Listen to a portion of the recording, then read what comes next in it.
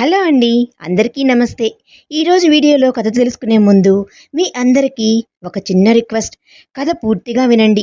కథ మీకు నచ్చితే లైక్ చేసి మీ విలువైన అభిప్రాయాన్ని కామెంట్ రూపంలో తప్పకుండా తెలియజేయండి.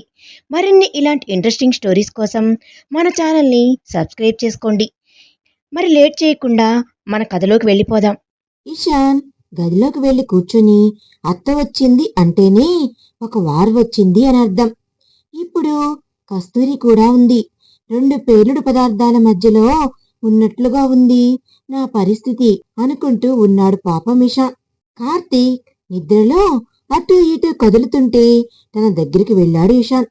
అక్కడ దోమలు ఉంటే కార్తీక్ని ఎత్తుకొని బెడ్ పై పడుకోబెట్టాడు.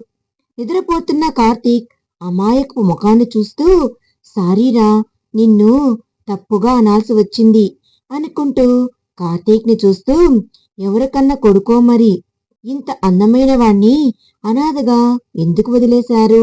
అయినా నువ్వు అనాథవి కాదులే, ఆ రాక్షసి నీకు ఏ లోటు లేకుండా చూసుకుంటుంది.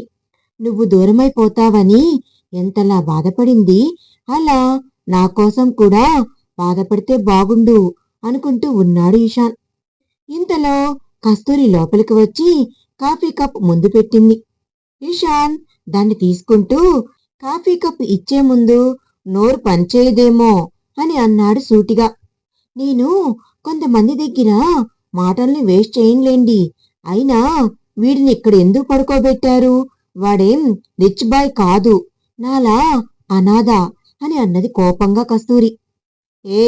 ఎక్కువగా వాగకు, వాడికి నాన్నను నేను ఉండగా వాడు కింద ఎందుకు?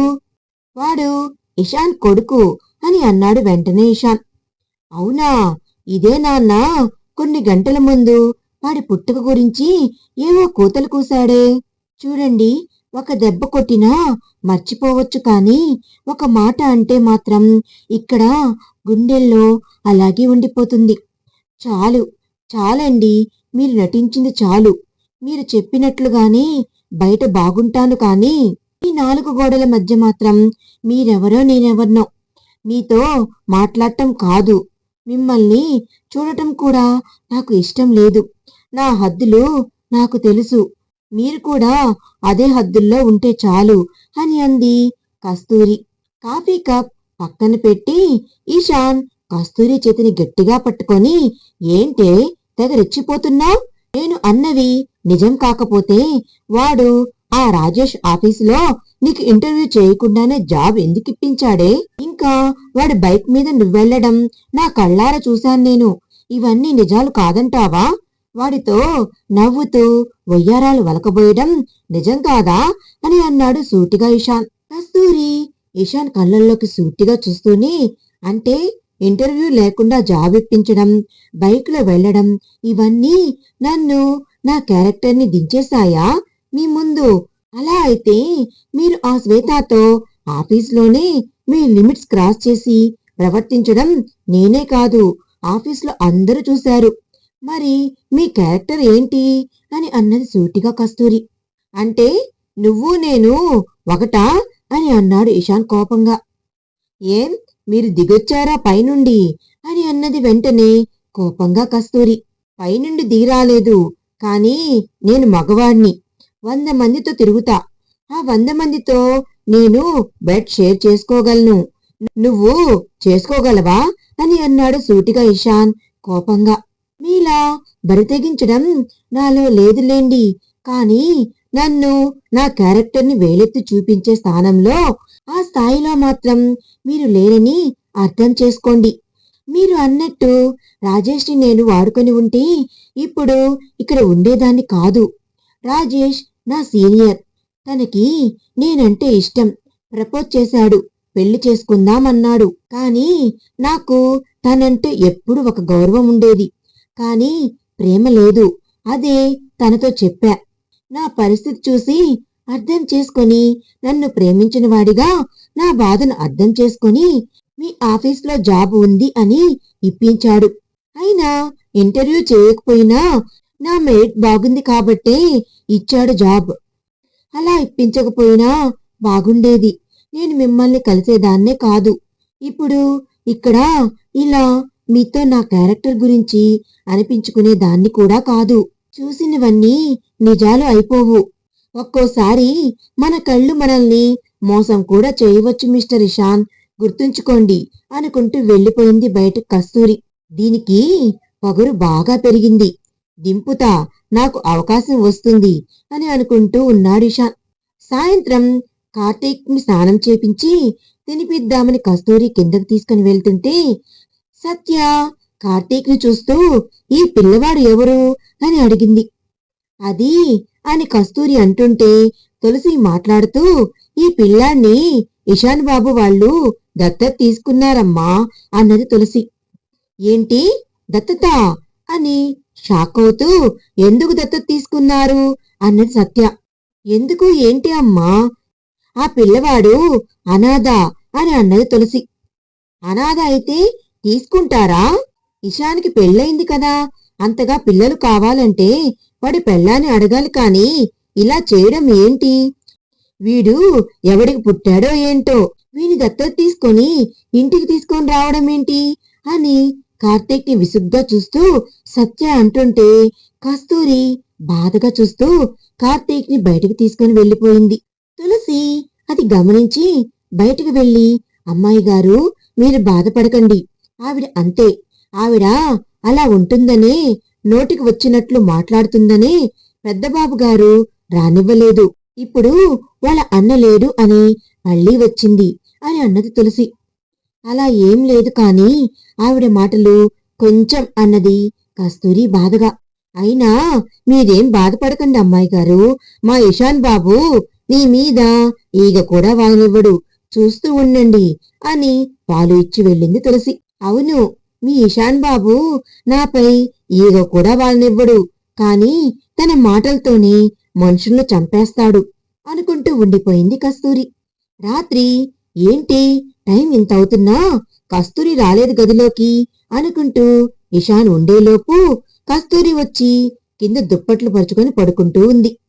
ఇషాన్ కస్తూరిని చూస్తూ కార్తీక్ ఏడి, నువ్వే వచ్చావు అని అన్నాడు అడుగుతూ కోపంగా. బాబు తులసి దగ్గర పడుకున్నాడు అని చెప్పి పడుకుంది కస్తూరి.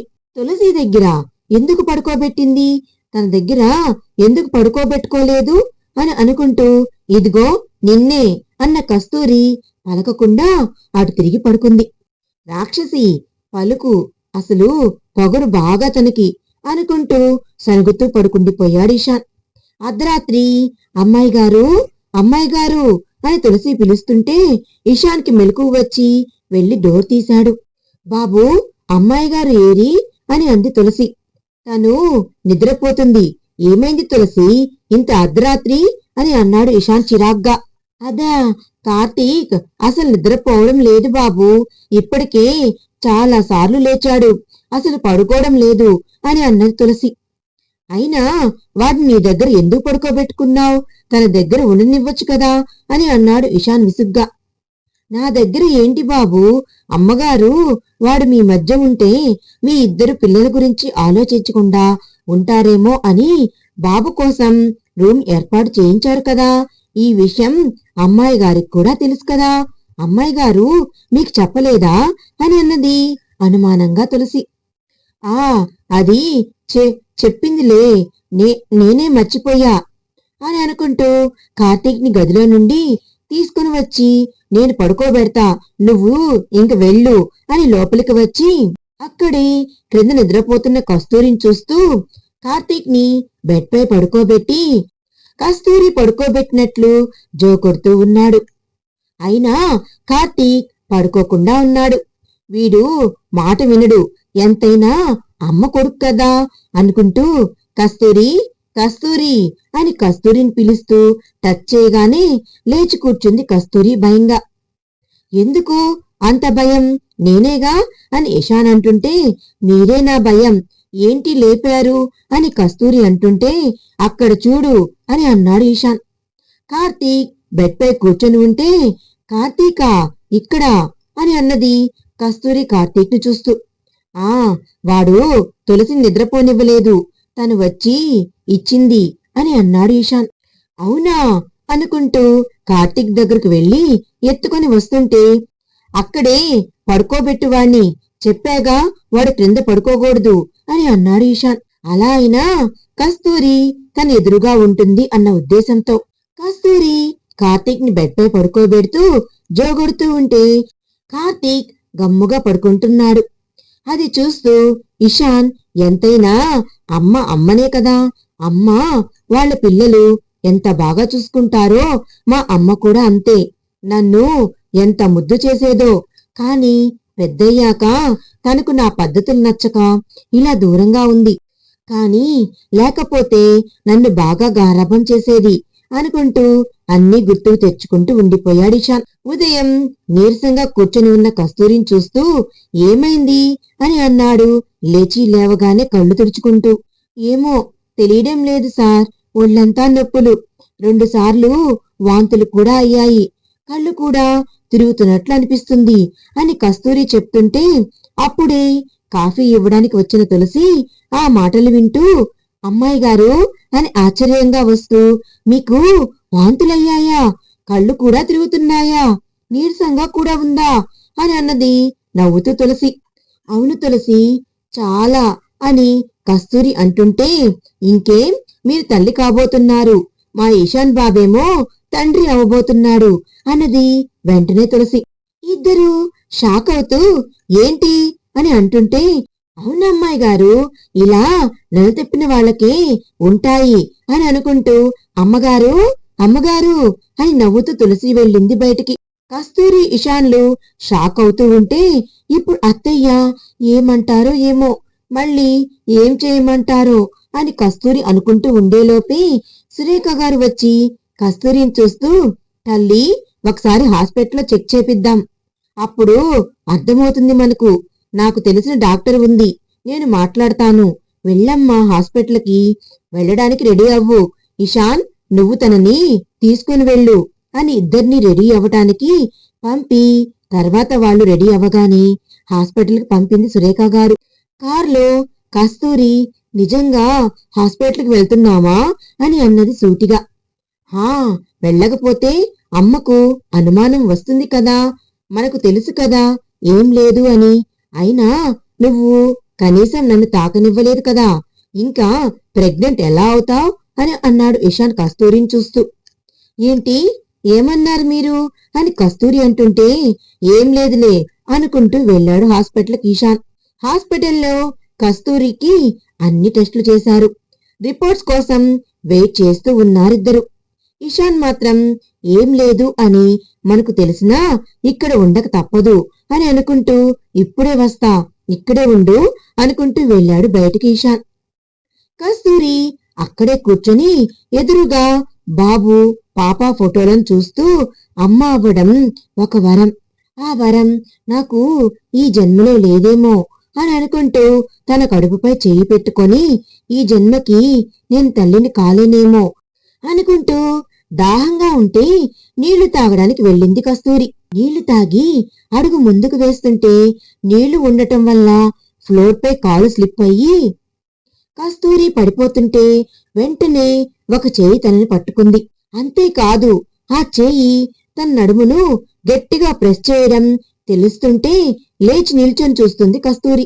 6 అడుగుల ఎత్తు జిమ్ బాడీతో ఉన్న అతన్ని డౌట్ గా చూస్తుంటే అతను మాత్రం కస్తూరిని చూస్తూ, పర్ఫెక్ట్ ఫిగర్, నీ నడుము నా చేతికి ఏదో తెలియని ఫీలింగ్ ఇస్తుంది అని అంటూ మళ్ళీ నడుంపై చేయి వేయాలని ముందుకు చాచాడు చేతిని.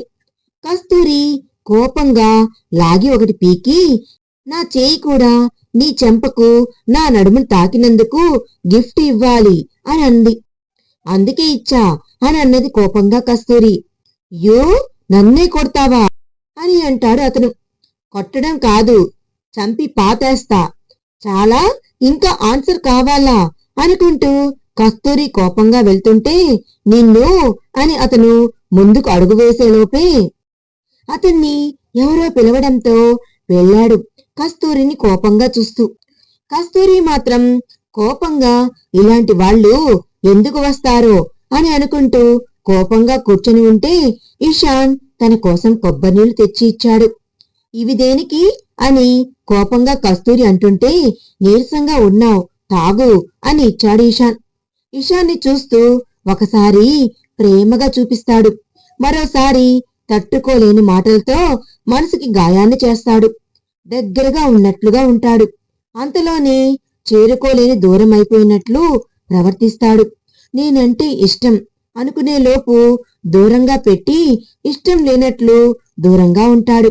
ఎలా తెలుసుకోవాలి నేను ఈయన్ని అని అనుకుంటూ ఉండిపోయింది కస్తూరి. కస్తూరికి తెలియదు తన జీవితంలో మరొక పెద్ద గండం ఎదురవబోతుంది అని. దానిని ఎలా ఎదుర్కొంటుందో, ఇషాన్ తనకి సపోర్టుగా ఉంటాడో లేక వ్యతిరేకంగా మారతాడో అన్నది మనం నెక్స్ట్ పార్ట్లో తెలుసుకుందాం.